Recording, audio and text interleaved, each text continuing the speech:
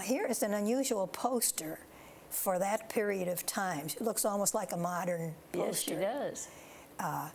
But there she is anyway, a woman president, Victoria. Now here's one that's more like the spirit of the day. And this one is she's dressed in the garb of the day and she's going for the White House. They're rather tasteful. Yes. Things. Now, this one is an interesting picture, an artist's conception, of course. I don't think that's an actual photo.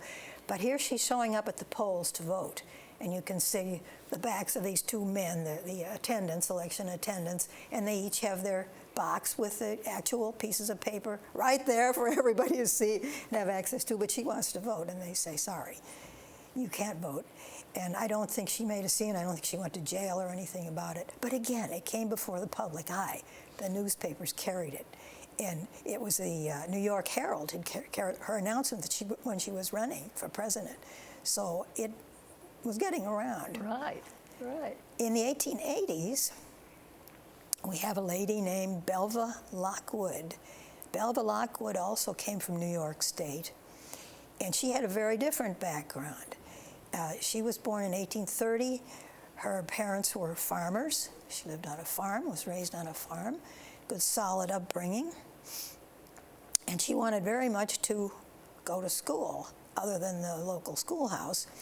And she had to be very persistent to be allowed to go to a local academy, which was known as a preparation for college, sort of a junior college, I guess. And she persisted, she pushed it through, and other people, men, must have recognized her ability. She made it, she got through that, graduated with appropriate grades. And then she had to go through the whole thing again, have a let her into college. And this is in central New York here.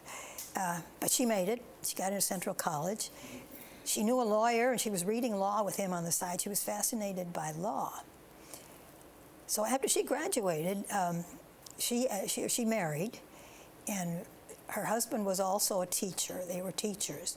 And they taught in that same area, that central New York area, which at the time was still echoing from people like Bronson Alcott, you know, in these communities where the paradise on earth, you know, that kind of thing.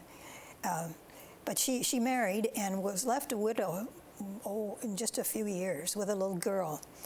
So she decided she was going to pull up by the bootstraps, moved to Washington, D.C. She said that's where the action is, legal-wise.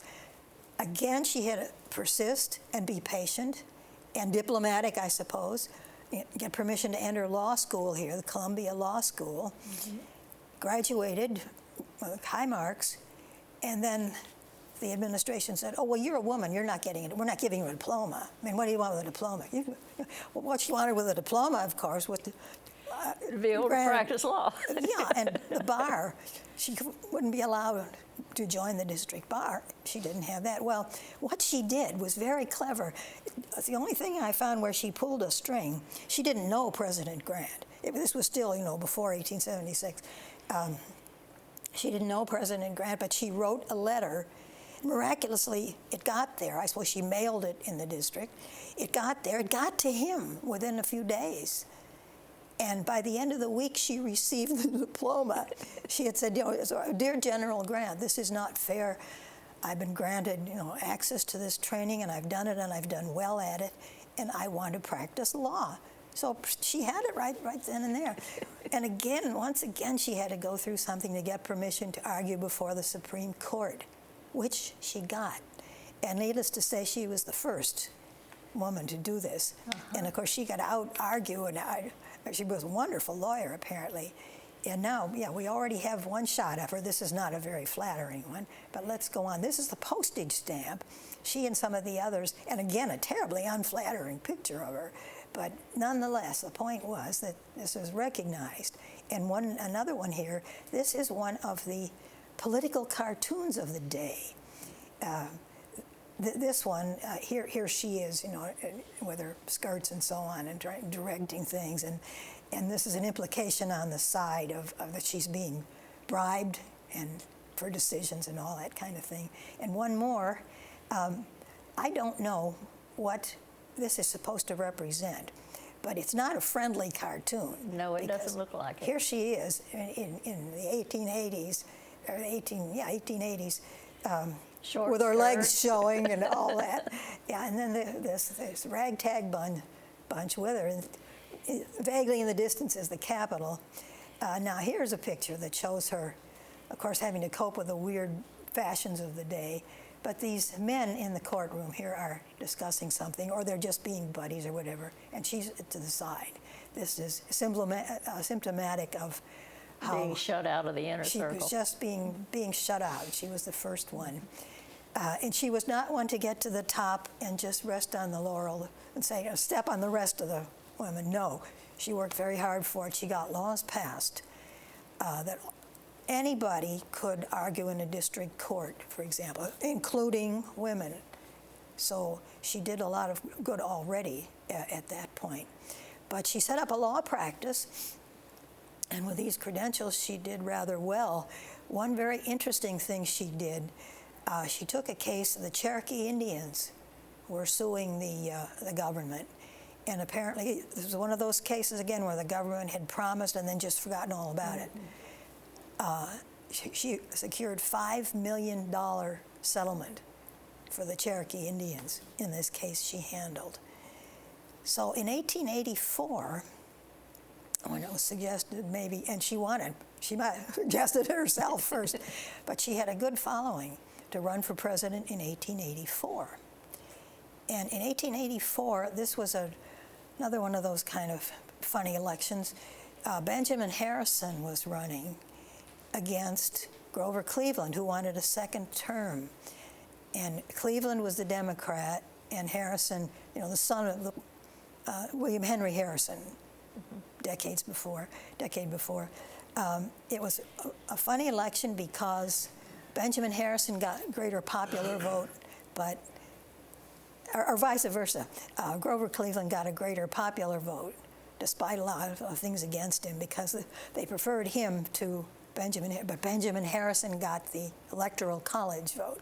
So these two were out there dancing around, and she was running under the Equal Rights Party, which made something of a splash, but of course there was no question of her winning. Right. But once again, here was a superbly qualified person running, kind of knocking at the gates, for what was coming up, and thoroughly conversant. A lot of the issues of the day, the tariff issue was big in those days too, and this was a party splitter. The Republicans were all for companies and businesses, and they wanted high tariffs.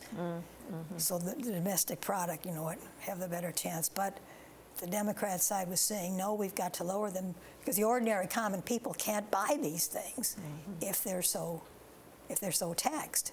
So there were important issues like that, and there were still echoes of the Civil War, and very much the civil rights and the women's question had come to the fore. Right.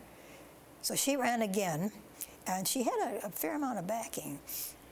But she ran again in the next one in 1888, and Cleveland did get back in there. Again, she had no chance of getting enough votes, but she did win at least attention and further success for her legal career, which was considerable. But after that, it was a long time before any woman ran again. In fact, it was not until the 1960s, 1964, and that was Margaret Chase Smith. Yes. Now we're getting into names we remember, Right. From our own personal experience. Right. She came from Maine, a little town in Maine, and had worked at various jobs there. Her parents, her mother was kind of a various job, a clerk here and there. Her father was a town barber, and she was trained in a local high school there. She was a basketball player, but she married, and her husband, I guess, was quite a bit older than she, and this was Clyde Smith. And one of the things she came out for was strongly against the injustice and corruption. And you see on here, she's, as Maine goes, that was the old expression, as Maine goes, so goes the nation. But in this one, as Maine goes, so goes McCarthyism. And you remember Senator McCarthy, Joseph Oh, yes. McCarthy? Oh, He was yes. a senator from Wisconsin, and he was rabid. And he got his claws into Hollywood, anywhere, in Hollywood and anywhere else. And if there wasn't any indication of communism in this person's past, he would find one. Right. You know, he would find false witnesses or something, and it was a national disgrace after a while.